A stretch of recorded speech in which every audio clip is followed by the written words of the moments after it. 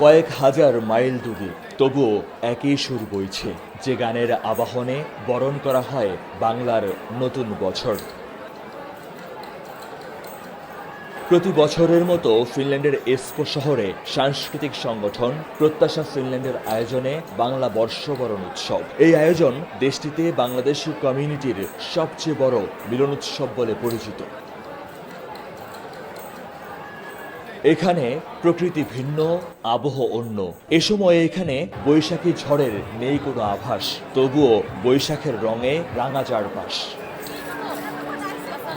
একদিকে মঞ্চে গান, নাচ আর কবিতা, অন্যদিকে জমজমাট বৈশাখী মেলা।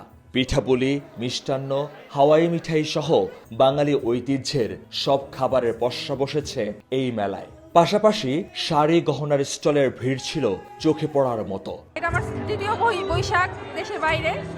গতবার আসলাম গেস্ট হয়ে, এবার একটা স্টল দিয়েছি, ভালোই সাড়া পেয়েছি, সবকিছু মোটামুটি সোল্ড আউট। বাংলাদেশের যে একটা ঐতিহ্যবাহী প্রোগ্রাম এখানে আপনার এত সুন্দরভাবে হয়, এটা আসলে আমি জানতাম না।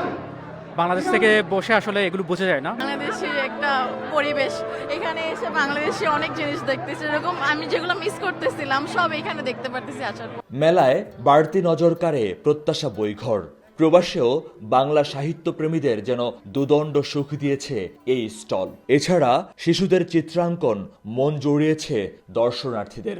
একটা পরিবেশ যেখানে বাংলাদেশকে অনুভব করতে পারছি। আমি 18-19 বছর থেকে ফিনল্যান্ডে থাকি, তো ফার্স্ট টাইম এটাতে আসলাম, তো ভালোই লাগছে।